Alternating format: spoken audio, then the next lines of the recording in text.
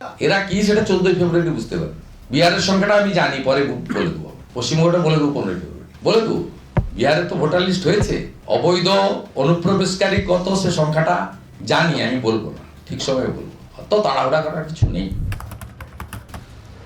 একই কাণ্ড, শুভেন্দু অধিকারী সব জানেন। বিরোধী দলনেতা কতজন অনুপ্রবেশকারী, কতজন রোহিঙ্গা তিনি বলে দেবেন। এখন তিনি বলছেন না, কিন্তু তিনি সব জানেন সংখ্যাটা কত। এরকমটাই তো আজকে সাংবাদিক সম্মেলন করে তিনি দাবি করলেন। এরা কি সেটা 14ই ফেব্রুয়ারি বুঝতে পারবে। বিহারের সংখ্যাটা আমি জানি, পরে বলে দেবো। পশ্চিমবঙ্গটা বলে দেবো 15ই ফেব্রুয়ারি, বলে দেবো। বিহারে তো ভোটার লিস্ট হয়েছে, অবৈধ অনুপ্রবেশকারী কত সে সংখ্যাটা জানি, আমি বলবো না, ঠিক সময়ে বলবো। অত তাড়াহুড়া করার কিছু নেই। যখন আধার কার্ড ডিঅ্যাক্টিভেটেড হবে, রেশন কার্ড বন্ধ হবে, প্রধানমন্ত্রী অন্ন সুরক্ষা যোজনা থেকে কাটিং হবে, যখন অ্যাকাউন্ট ফ্রিজ হয়ে যাবে, বন্ধ হয়ে যাবে, তখন বুঝবেন যে ইনি ভারতীয় নয়। ফেব্রুয়ারি মাসের ক্যালেন্ডারের বদলে ভোটের রেজাল্ট বেরোনোর সন্ধ্যের পর থেকে উনি ভাবুন। কিন্তু ক্যালেন্ডার পলিটিক্স চলে দিনের পর দিন, প্রত্যেক বছর একটা পরের বছরের গল্প বলে। এসআইআর নিয়ে তরজা, রাজনীতির গরম, একেবারে এই কনকনে শীতের মধ্যে যখন 10 ডিগ্রি কলকাতায় তাপমাত্রা, তখন বলা যায় কয়েকশো ডিগ্রি তাপমাত্রা চড়ে গেছে, গরম হয়ে গেছে বঙ্গের রাজনীতিতে এসআইআর নিয়ে। বারবার এসআইআর নিয়ে মুখ্যমন্ত্রী চিঠি লিখছেন নির্বাচন কমিশনকে পাল্টা চিঠি লিখছেন শুভেন্দু অধিকারী। তৃণমূল বারবার দাবি করছে যে এসআইআর তো হলো, 58 লক্ষ নাম বাদ গেল, কিন্তু একজনও কি অনুপ্রবেশকারী আছেন, একজনও কি রোহিঙ্গা বলা আছে ওই তালিকায়? তা তো বলা নেই। কিন্তু শুভেন্দু অধিকারী দাবি করছেন, হ্যাঁ, রোহিঙ্গা কত, অনুপ্রবেশকারী কত, সব স্পষ্ট হবে, কে অনুপ্রবেশকারী, কে কি। এবং যাদের এসআইআরে নাম উঠবে না তাদের অ্যাকাউন্ট ফ্রিজ হয়ে যাবে, রেশন আধার বন্ধ হয়ে যাবে, মানে রেশন আধার কার্ড বন্ধ হয়ে যাবে। তখনই তো বোঝা যাবে।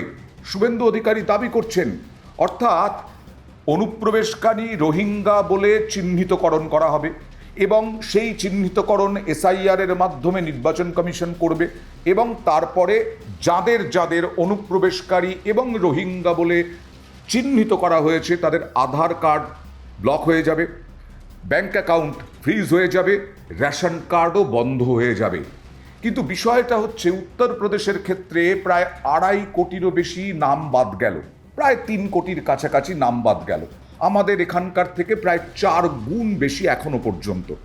সেইখানে রোহিঙ্গা বা অনুপ্রবেশকারী এরকম কিন্তু চিহ্নিত করা নেই। এবার উত্তরপ্রদেশও সীমান্ত এলাকা, উত্তরপ্রদেশে অনুপ্রবেশকারী থাকতে পারে, উত্তরপ্রদেশেও রোহিঙ্গা থাকতে পারে, রাজনৈতিক এই তরজার মধ্যেই বলা হচ্ছে। কিন্তু এখানে 58 লক্ষের মধ্যে এখনো নাম বলা সেইভাবে চিহ্নিত করা নেই। তাহলে এরপরে বাকি থাকলো কি 1,36,00,000, সেইটা নেমে এসেছে 94 লক্ষ। এসআইআরে তাদের হিয়ারিং হচ্ছে, সেই হিয়ারিং নিয়েও বিতর্ক হচ্ছে, সেই হিয়ারিংয়ে বহু মানুষ এসে লাইনে ভোগান্তির অভিযোগ উঠছে, সেই হিয়ারিংয়েও ত্রুটির অভিযোগ উঠছে এবং সেই হিয়ারিং যাতে ত্রুটি মুক্ত করা যায় তার জন্য হিয়ারিং স্থগিত করার দাবিও রেখেছেন নির্বাচন কমিশনকে চিঠিতে মুখ্যমন্ত্রী মমতা বন্দ্যোপাধ্যায়। শুভেন্দু অধিকারী পাল্টা বলছেন ভুল বোঝানো হচ্ছে, নির্বাচন কমিশন ঠিক কাজ করছে। তৃণমূল আসলে পুরো বিষয়টাকে ঘেঁটে দিতে চাইছে, কারণ এসআইআর হলে পরে আসল তথ্য যখন বেরিয়ে আসবে ফেব্রুয়ারিতে তখন তৃণমূল বিপদে পড়ে যাবে। কিন্তু এখনো পর্যন্ত 58 লক্ষের নামের পাশে কোনো অনুপ্রবেশকারী বা রোহিঙ্গা চিহ্নিত করা নেই। তৃণমূল দাবি করছে, আমরাও দেখছি। এতদিন ধরে শুভেন্দুবাবু বলেছিলেন রোহিঙ্গা, এত রোহিঙ্গা কোথায়? শুভেন্দু, রোহিঙ্গা কই? ইলেকশন কমিশন যে বাদ 58 লাখ, একটাও তো রোহিঙ্গা দেখাতে পারেনি পশ্চিমবঙ্গে, একটাও তো অবৈধ বাংলাদেশি দেখাতে পারেনি, তো কই? কিন্তু তার মানে 1,36,00,000 থেকে 94 লক্ষ যাদের হিয়ারিংয়ে ডাক পড়ল, দেবও হতে পারে, কৌশিক বন্দ্যোপাধ্যায় হতে পারেন, লাবণী সরকার হতে পারেন, মোহাম্মদ শামী হতে পারেন, কোনো এক বিডিও হতে পারেন, কোনো এক ডেপুটি সিএমওএইচ হতে পারেন। আমি যারা একটু সমাজের উচ্চগণ্য ব্যক্তি তাদের কথা বললাম।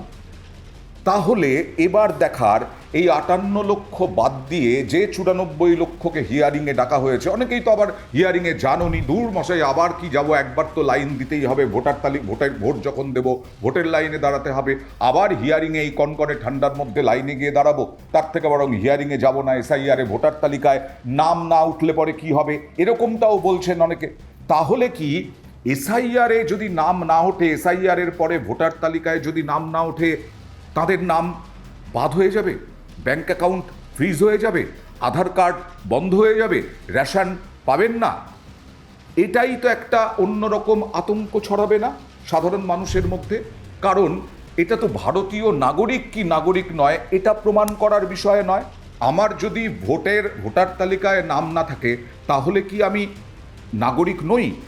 এইটা কিন্তু একটা বড় প্রশ্ন।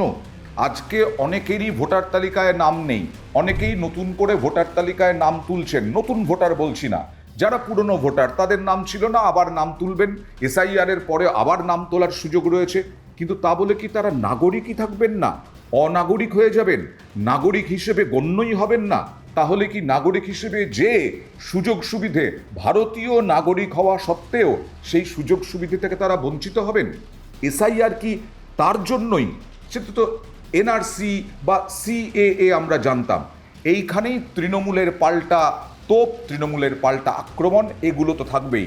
কিন্তু এসআইআর নিয়ে এই যে অনুপ্রবেশকারী শুভেন্দু অধিকারীর কথাই যদি ধরা যায়, এসআইআর নিয়ে শুভেন্দু অধিকারী যা বললেন তাতে বোঝা যায় যে তিনি তাহলে সবটাই জানেন যে কত লক্ষ বা কোটি মানুষের নাম বাদ যাবে যারা অনুপ্রবেশকারী, যারা রোহিঙ্গা, এবং সেগুলো কি চিহ্নিত করা থাকবে? তাদেরকে কি কোনোভাবে দেশ থেকে তাড়ানোর সম্ভাবনা রয়েছে? এই প্রশ্নগুলোই বেশি করে উঠছে। আজকে দিলীপ ঘোষও একেবারে গরম করে দিলেন রাজনীতি। দিলীপ ঘোষও বললেন যে তৃণমূল নেতা নেত্রীরা বলেছিলেন যে এসআইআর করতে দেওয়া হবে না, এসআইআর করতে গেলে বিডিওদের হাত কেটে দেওয়া হবে, বিএলওদের হাত কেটে দেওয়া হবে, কিন্তু এখনো পর্যন্ত সেটা করতে পারলেন না, কিছুই করতে পারলেন না। দিলীপ ঘোষের বক্তব্য দেখুন। টিএমসি নেতাদের মা বাপরা কোনোদিন মরে না, ভোট দিয়েই যায়। তার ভাইরা কি বলেছিল? যে ভোটার বাদ দেবে বিএলও তার হাত কেটে দেবো। কয়জনের হাত কেটেছে? এক গোছা চুলো কাটতে পারোনি। কি বলছিল? বিজেপির লোকেরা এলে গাছে বেঁধে দেবো। কাকে বেঁধেছো? কিচ্ছু করতে পারবে না, আঁটি বাঁধতে পারবে না তোমরা। যেই 58 লক্ষ বাদ গেছে অমনি হাড় পাঁজর বেরিয়ে গেছে। দিদি বুঝতে পেরেছেন সময় খারাপ, আরো যদি 10, 20, 50 লক্ষ বাদ যায় 1 কোটি হলে তো গেল। সুপ্রিম কোর্টে চলে যাচ্ছেন, খেলার নাম বাবাজি। ভাইপো তো তা না, দিল্লি পর্যন্ত চিৎকার করছেন আর রাস্তায় গড়াগড়ি দিচ্ছেন। শেষে দেখুন কেউ শুনছে না, এখানে এসে বলছে জানেন ইলেকশন কমিশন আমাকে আঙুল দেখিয়েছে। তুমি সকাল বিকাল আমাদের কাঁচকলা দেখাবে আর তোমাকে আঙুল দেখিয়েছে, খুব কষ্ট হয়েছে। তাহলে এবার এই ফেব্রুয়ারি মাসের মাঝামাঝি যখন খসড়া তালিকার চূড়ান্ত তালিকা হবে, তারপরে কি আবার হিয়ারিং হবে? তারপরে কি আবার শুনানির দিন ঠিক হবে? যারা হিয়ারিংয়ে থাকছেন না, হিয়ারিংয়ে যাননি, হিয়ারিংয়ে যেতে পারলেন না, অনেক রকম সমস্যার সম্মুখীন হলেন, কারণ নির্বাচন কমিশনে একদিকে মুখ্যমন্ত্রী মমতা বন্দ্যোপাধ্যায়, আরেকদিকে বিরোধী দলনেতা শুভেন্দু অধিকারী উভয়েই অভিযোগ করেছেন, বিভিন্ন দাবি দাওয়া পেশ করেছেন। আসল সংখ্যাটার মধ্যে এবার এইটাই প্রশ্ন যে অনুপ্রবেশকারী রোহিঙ্গা বলে কাদের কিভাবে চিহ্নিত করা সম্ভব? যাদের 2002 সালে ভোটার তালিকায় নাম আছে এবং যারা নতুন করে 2002 সালের পর থেকে ভোটার তালিকায় নাম তুলেছেন, তাদেরকে চিহ্নিত করা অনুপ্রবেশকারী বা রোহিঙ্গা হিসেবে, সেটাই বা কিভাবে সম্ভব? এখন তো সেটার দিকেই লক্ষ্য রাখতে হবে, কারণ 7ই ফেব্রুয়ারি, 15ই ফেব্রুয়ারি এই সব দিনগুলো, এর আগে আমরা শুনেছি ভোটার তালিকা চূড়ান্ত হয়ে যাবে। সেই ভোটার তালিকা চূড়ান্ত হয়ে যাওয়ার পরে শুভেন্দু অধিকারীর দাবি মতো নিশ্চয়ই বোঝা যাবে, বিরোধী দলনেতার দাবি মতো যে নিশ্চয়ই বোঝা যাবে কারা অনুপ্রবেশকারী, কারা রোহিঙ্গা। নাম বাদ গেলেই কি অনুপ্রবেশকারী, নাম বাদ গেলেই কি রোহিঙ্গা? এটাই এখন সব থেকে বড় প্রশ্ন হয়ে রইল।